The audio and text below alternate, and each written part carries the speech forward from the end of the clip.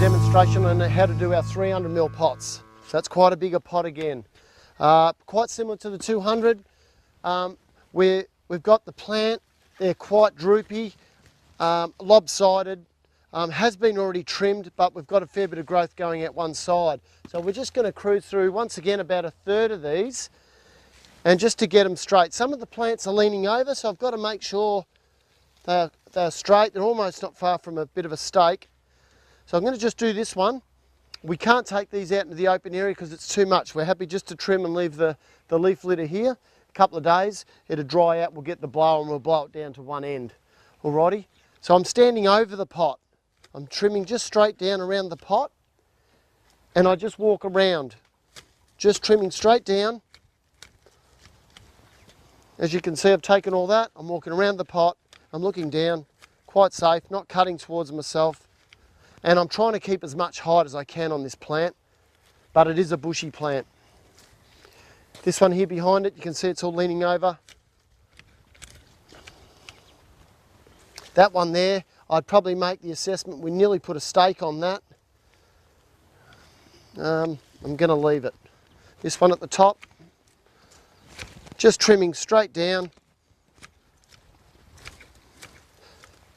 A lot of people refer to it as almost Christmas treeing your plant. We're getting that conical sort of shape, trimming to a point at the top because the plant will want to really grow to the top out.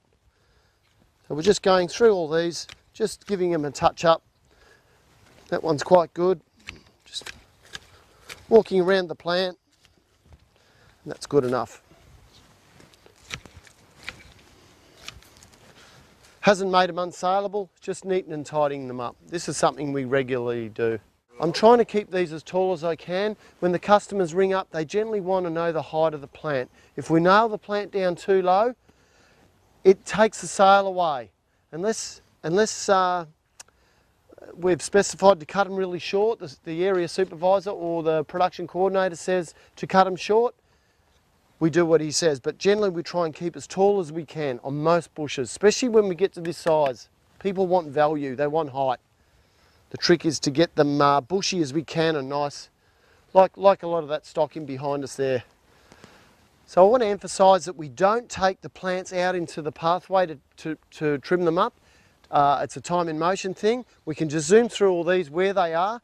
There is a little bit of mess on the ground. Like I said, it will shrivel up in the sun after a couple of days. Then we can get the blower and we can blow it all down the front.